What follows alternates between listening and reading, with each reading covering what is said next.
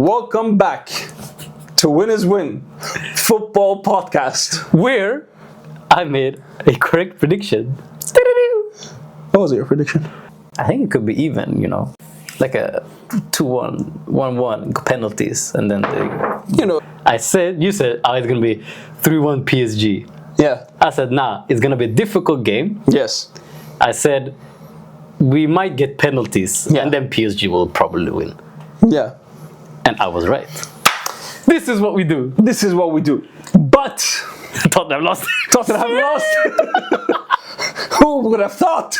Spurs will always be Spurs, and that's why I said It's history of the Tottenham. No matter what happens with Arsenal, I will always be able to laugh at Tottenham. Yes. No matter what. Thank you, Tottenham.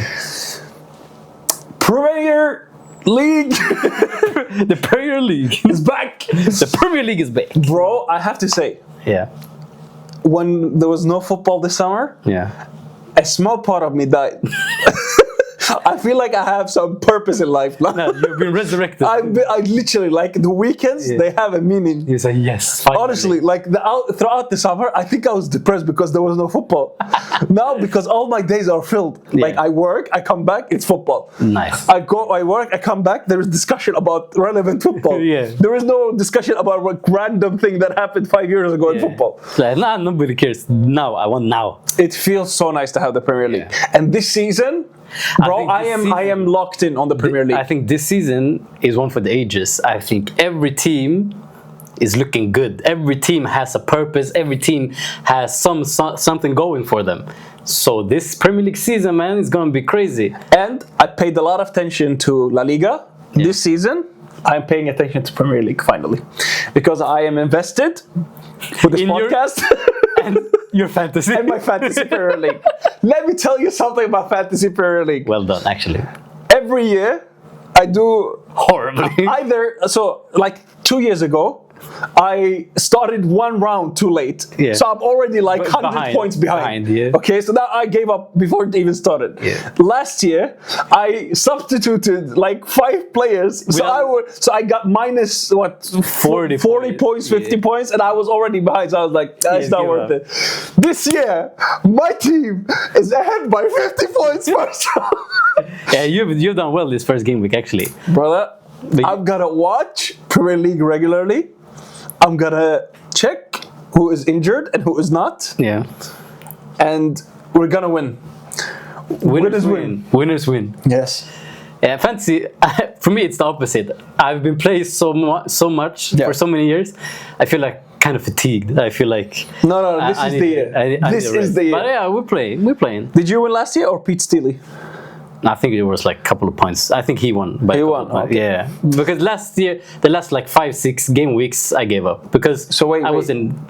You came second? Yeah. It's the history of the Arsenal.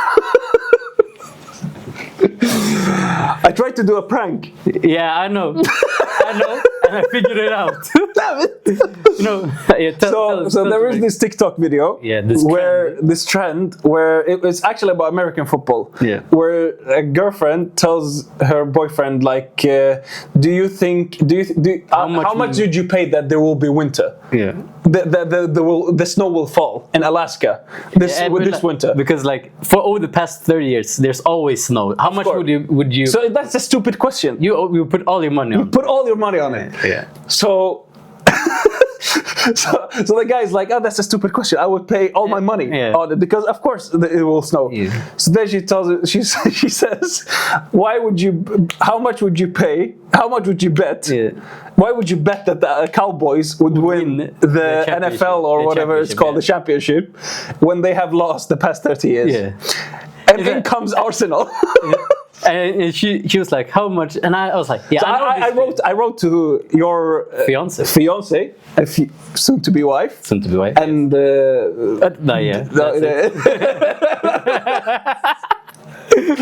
yes, that she would text. She would do the same prank on you. Yeah, but about Arsenal. Instead of 30 years, you would say 21 years. Because it was 21 years since Arsenal won the league. Yeah. I was like, yeah, I know this trend. And because I was watching the Arsenal game, she was like, yeah, but... I was like, no, you don't have to say it. I know Arsenal, we haven't won anything. So, but I still believe in it. because I know there's so many things like, why would you do it? It's just, this year's my year. This is craziness. But this year's our year, man. Look at us. Yeah. What do you think about our game against Manchester United? Arsenal winning 1-0 at Old Trafford. I think it was like just 90 minutes of Arteta terror football. I think United was the better team. They deserved at least a draw. But then again, it feels good to hear. But winners win. Winners win. Winners win. You know why? But it's too early in the season. Yeah, that's not the problem. I think the problem. This wasn't terrorist football in that sense, where we parked the bus. I think we were just poor. In that sense, we couldn't. You were kind of like forced to park the bus. Yeah, because we couldn't stamp our authority on the game for whatever reason, and it feels good that we win a game like that, because there's been so many times where we played amazingly. We had possession, we had XG, we had this and that, and we lose. Now finally, it's our turn. We play poorly. We have barely any. We don't have any shots, but we win. Fair enough. So I was like, and people say like, "Oh, you barely won," but people listen to this. Since Premier League started, it's over 30 years. Okay, we have won 6 times at Old Trafford. The first one, 98, then 2002, then 2004. From 2004. All up until 2020, when Arteta came in. That's the 4th time. So 2020, now 24 and 25. These are the 6 times we've actually won at Old Trafford. And pretty much all of them have been 1-0. So Old Trafford for us is a difficult place to go. I understand. It's very respectable. Yeah. My only concern is that it's too early in the season to play like that. And for me, last season, I watched Arteta in the beginning of the season. He was getting these kind of results, like maybe 3 games in a row. Like I remember one against Tottenham away, one against Napoli, maybe it was a draw that game. Atalanta. Like I saw 3 games in a row similar to last season, where it's too early to start like that. Okay. And it feels like the more years are going by, the more you're going more towards the defensive side and becoming less creative in the attack. No, I can understand why you would think that. For me, it's more compared to the early years when we first clicked and we first became a serious team. Teams approached us differently, and for me, this game in particular, I feel like we haven't really figured out how to play in this new system, where we play more vertical, play straight towards Gyökeres. There were so many times where there was so much space for him to run into, and he did. He made a great run, but nobody picked him out. You made a side pass. You made side passes. Or, I mean, there was one, the best example was, there was one time, Saka was through as well, but Gyökeres made a central run, and you just a straight pass along the floor, and he would be 1-1 with the keeper. Instead, Odegaard tried to chip it over the defender towards Saka. By the time he brought the ball down, it was over. Odegaard's shot, there was a chance outside the box, like slightly outside. After he dribbled Bruno Fernandes. Bro, I was like, this guy is just... He's a net zero kind of human being. Like, if he is there, if he is not, it doesn't really matter. But you said he's more important than Saka to us. I didn't watch it. I didn't watch Arsenal. Now you know. Listen, let's go back to the beginning of the pod. I'm giving Premier League some attention this year. Yeah, now you'll understand what I'm saying. But I would say I still predicted last year that you wouldn't win the league. I don't have to watch the Premier League to know that. You know what you did that? Because you would say, you failed. No, I don't have to watch the Premier League to know it. It's a fact. Yeah. No, but honestly, I think Odegaard, I think most of our players played poorly, honestly. Yeah. But I think he was one of the few that actually played okay. I mean, he was frustrating for me in the final third with his passing or decision making. There were so many times, he could play the ball too late. We were hit on the counter. He played the ball, he played it too far or too wide or anything. But he was one of the few ones that actually tried to put any sense of authority on the game. So, I mean, I'm not going to complain too much about his performance this year. This game, at least. Let's get down to the new signings. Yeah. Gyökeres. I think, as a striker, you need service. He didn't get any service whatsoever. And he was nervous. And probably not. Like that touch, there was so many touches where he just like he failed the second touch. Yeah. But like even if you watch minimum highlights, you can see that's not him. That he is just nervous. It's the first game, and I think we haven't really figured out how to play with him. Yeah. Because it's a different way we play. You play with him compared to Havertz. Yeah. Havertz is more suited to you play towards him, and he brings it down and plays into others. Gyökeres wants it in behind, and he wants it. I mean, it didn't look much better when Havertz came on. Let me tell you that. But that was just the game. We were poor. Yeah. So no matter if we had Messi, Ronaldo peak, it would be insane. Zubimendi was Yeah, but a bit disappointing. Yeah, but I think this all takes time. Yeah. Like people are too hesitant to judge. I think Gyökeres, it will take him a couple of games and then he will start banging in goals. Zubimendi, I think Zubimendi is gonna find those direct passes. Yeah, to Gyökeres. Yeah, I think so as well. I think he will be probably one of our more important signings. Yeah. So I'm not too worried, but it was a bad game, of course, for him. Yeah. Now let's get to. One last thing about you guys. Yeah. Your left wing is non-existent. It's just dead. Martinelli is dead. Maduweke came on, it was dead. You need to sign Eze or Rodrigo. There is no other option. I think you'd give it a time. I think we're trying to make this new attacking play, and you need to give it time to click. I don't think it's enough. I think the offensive, because I think Arteta is very defensively focused now. So I think you need to have individuals that make the difference instead of the system. And you need the Rodrigo to just break the structure. Maybe so. But I think Gyökeres will be kind of that one with his running. But as soon as we start to use his runs and used to find them in behind, I think we'll be fine. United did a very good game. Yeah, for their recent level. Yeah. I saw some very bright signs. I mean, Kunha was amazing. Kunha was unstoppable. Yeah, he was brilliant. Like, really, those inside runs in the left half space, he was untouchable. And then you have Mbeumo, could have done better, but he's a force to be reckoned with. Yeah, that's a quality player. He's fantastic. And the thing I cannot wrap my head around is why didn't he start with Sesko? If he started with Sesko, I think this game would have been United's game. Because Sesko instead of who? For Mount, maybe. Yeah. Because he brought like that physicality, and as soon as he brought that physicality, the last, when did he come on? Like minutes 60, 65, 70? They were more dangerous. Yeah, they were way more dangerous. But he was but he creates. You need like a chaos creator. Yeah. When you're facing like a low block, you play the low block in the second half. When you're facing a low block, you need that like physical, tall player centrally. Yeah. That just. It distracts the center backs. Yeah. And in the first half, they came to like chances from the wings, and I saw there was nobody in the penalty area. In the second half, you felt that like presence. And I don't think I don't rate Sesko that much, but it's just his physique. But his physique is actually like. Yeah, you have to say this is a good player. He had a bad game against you guys, but he is a good player. So. I don't think I've seen his first touch highlights. It's horrendous. Yeah, but good. His first touch can be a shot. It's okay. No, but like the hold-up play, I don't know how he will handle it. We'll see. Yeah, we'll see. But it felt interesting. Yeah, like having him there. Yeah. Now, the thing that United are definitely missing. A midfielder. Casemiro doesn't hold at this level. And Ugarte was horrible. Oh, I don't know why he brought in Ugarte. I mean, Ugarte would have been a better when Ugarte came on, I was like, yeah, we're going to see this through. Bro, you need a presence in midfield. Yeah. Their midfield is just ran through. Yeah, it was horrible. So you need a Baleba. But they won't sign him, unfortunately. For them, but yeah, like you said, they definitely need some type of midfield presence to be able to stamp the authority on the game.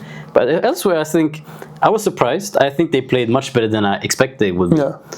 Because I've been quite critical of Manchester United and Amorim as well. So, but the game shows the difference between like a class goalkeeper in Raya, and Bayındır, who is very meh. Yeah.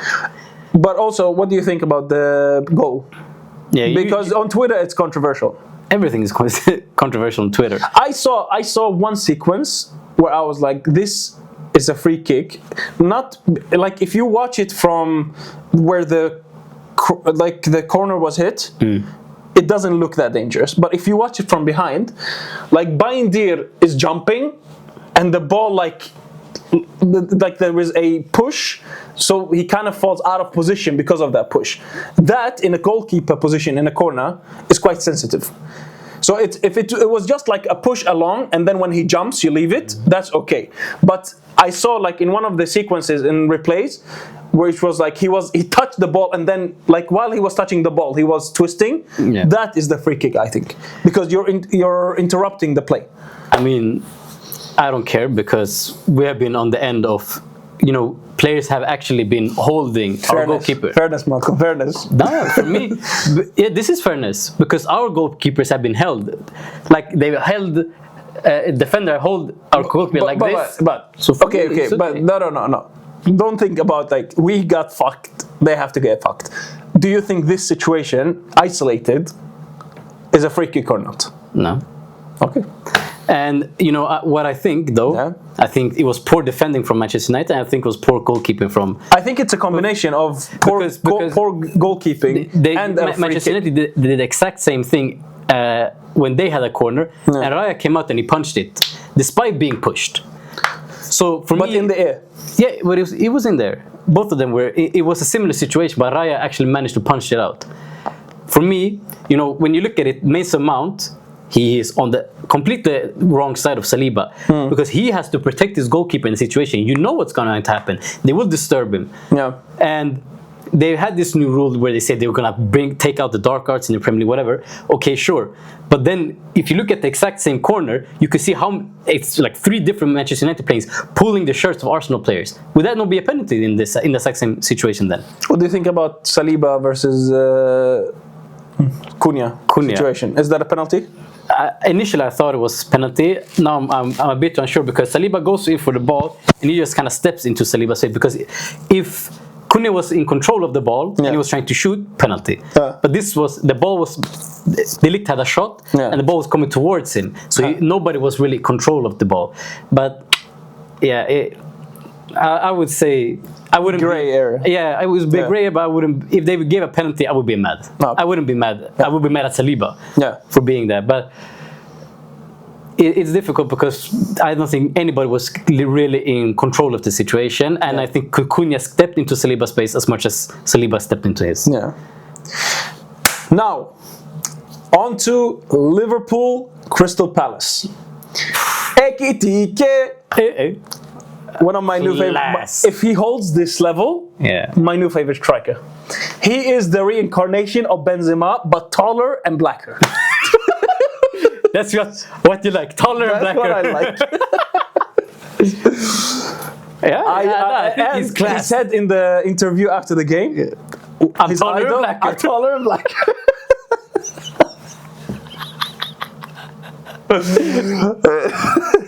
This sounds horrendous. We have to end it. No, we keep it in. He is Afro-American, so it's okay. I got the pro. That doesn't work like that. So he said that Benzema is his idol, and Neymar in the interview after, and you can see it in the game. Yeah, so technical.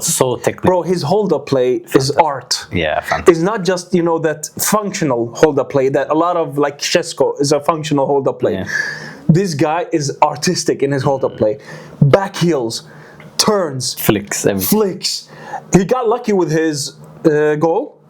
But you make your own luck. But you make your own luck. And he worked hard. He presses hard. I like this guy. No, I like this guy a lot.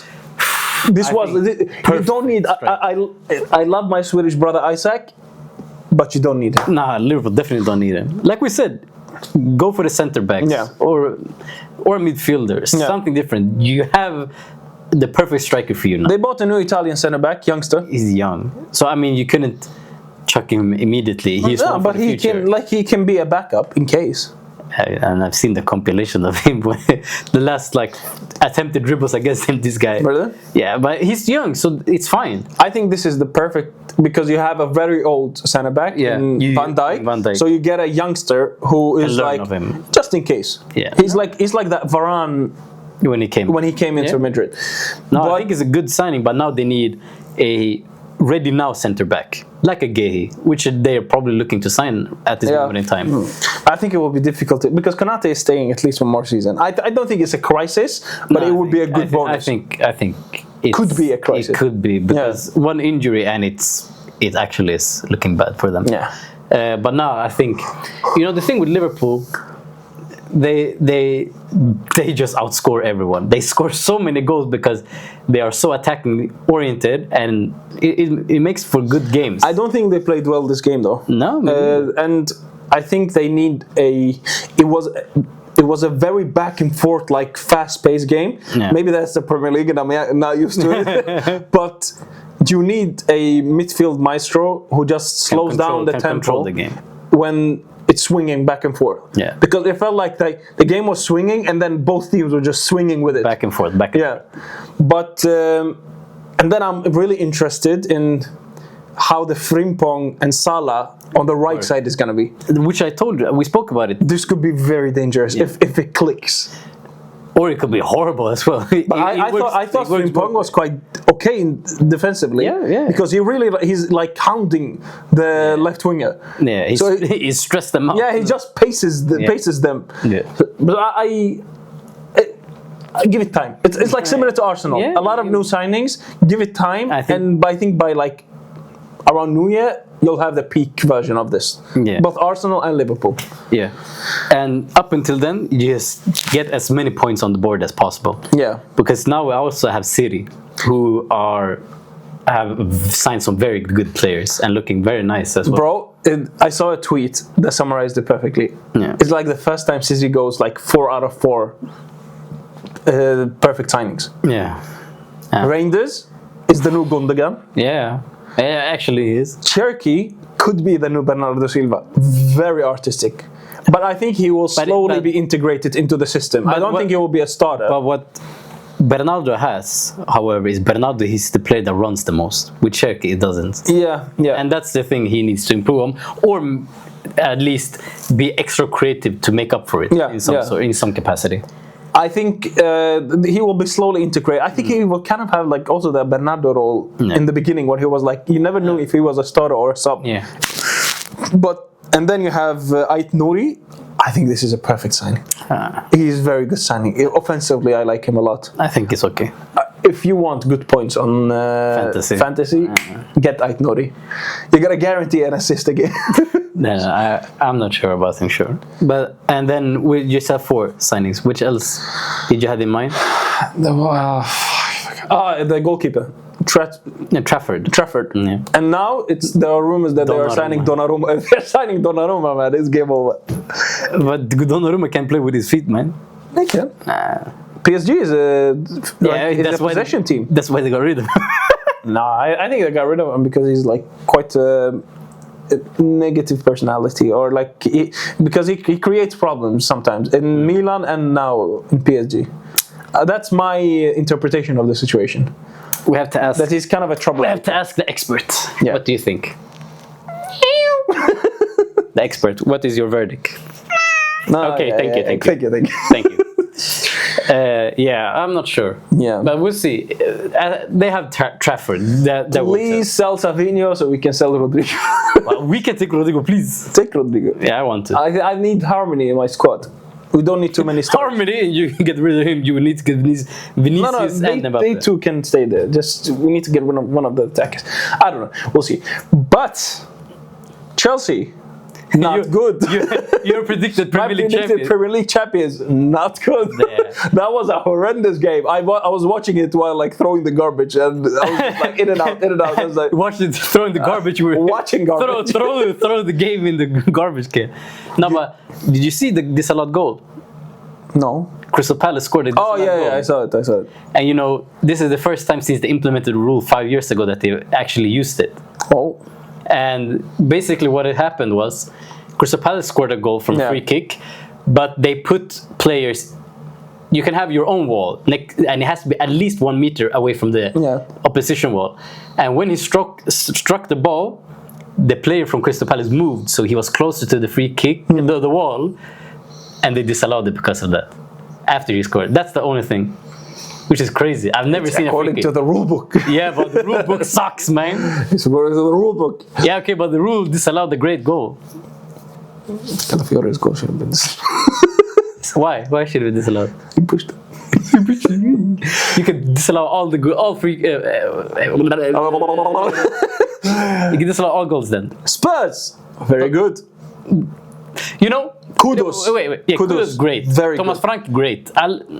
Richarlison, Decent. decent. I've said, I've said you're surprised. I've said that this will be a good season for them. Whatever. I have so many Tottenham players in my fantasy. I will never buy a Tottenham player in my fantasy. Anyways. Yeah. Yeah, I might switch Richarlison. I feel like he's that kind of player. Yeah, in the World Cup, he scored a free, like a bicycle kick, and then nothing. That's it.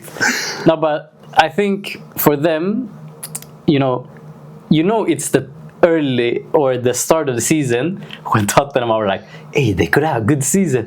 They might be invincible. It all happened every year. Tottenham are fifth this season. Yeah, at best, I think. But good season regardless. I might if I could switch. Chelsea and City. I think City will win the league and Chelsea will be fourth if this continues. No, I'll stick to my. You have to stick. I stick to my prediction. Chelsea win into the league. Arsenal second. Liverpool third. City fourth. But just like what is it called? Brasklapp in Swedish. Yeah. I could switch Chelsea. If I could, I would switch Chelsea and City. If I could, I would. That's enough of the Premier League. Yeah, now we're on to La Liga, where corruption struck yet again is an art. Barcelona and corruption. Romeo and Juliet. Here we go. Barca corruption. Me and Amorim. It's the love story. Yeah, love that is never ending. Love stories about our love story. Did you see the tackle of Rafinha on the Mallorca player? Yeah. Bro, he went like scissor. And you know what? He scissored him. After the game, the medic of Mallorca, he went to Rafinha like, this guy tore his ACL twice. Yeah, you do this to him. I was like, Rafinha did the same thing last season in one of the deciding games of the season, like in the last round of the season against Celta Vigo. What does he do? I think he punched the player in the face. Nothing happened. And nothing happened. That's true. And then, so Lamine hits a really hard ball. Hits the face in one of the Mallorca defenders. He gets a concussion. They keep playing, then they score. Yeah. Where is the sportsmanship? And when they scored, Ferran Torres was like, yay. Yeah. Because this is kind of shitty behavior. Now, honestly, we have barely started, and it's already there. Real Madrid TV, it's time. Roll the tape. And the same thing happened in the Liverpool game, which we didn't cover. 13 minutes it took 30 minutes of the first Premier League game. Controversy already. The handball and everything. Oh yeah. So it's like we're back. We're back. But corruption, VAR, ass. I just need to say an obvious thing. It's just Lamine. He's on the same track, but better. Yeah, this season he's gonna score more goals. He's gonna assist more. Player in the world, brother. He's unstoppable. Yeah. He is unstoppable. Nasty man. He's 18 years. I thought he had like a wild summer. Yeah, with all these models and all this partying. I was like, this is the new Neymar. And all these small people. Yeah, small people. And I was like, this is like the new Neymar. Yeah. Give him 1, 2, 3 years, and he's gone. He just gets better. Maybe he needs the Brazilian DNA. He needs the party to become 3 years. 3 years. By 20, he's retired. By 20 years, 3 Ballon d'Ors and 3 trebles, and you had nothing. This guy's gonna be the new Michael Jordan. Yeah. Now, on to Real Madrid. The game tomorrow. I think it's a new season. Same shit. New strides. New backline. New manager. I expect wonders. This La Liga season is a 90-point season. For who? For the winner. Okay. You have to get more than 90 points to win. This is like the City Premier League kind of season, Yeah, okay. So, Alonso. Get your shit. No waiting. You have to start from day one. You don't give Barca like an inch. Because Barcelona, I think they become better. I think Barca needs like one center back to have a full squad. Yeah, no, especially because if they get one of them injured, Martinez is gone, then and this Juan Garcia, he's good. He's good. Yeah. So my prediction for tomorrow: Real Madrid versus Osasuna. Ooh, Osasuna, good team as well. You surprised me when you told me how well they played over the last season. 2-1 Real Madrid. Who will score? Mbappe. On goal. On goal. And Valverde. Mbappe and Valverde are scoring. At least one assist for Arda Güler. That's my prediction. My prediction: 3-2 to Osasuna. I think you have to win, honestly. Even if it's first game, you have to win. No excuses. All right. It's been fun. It's been real. Finally, football is back. Football is back. We don't have to scratch for topics to talk about. Ciao. Ciao.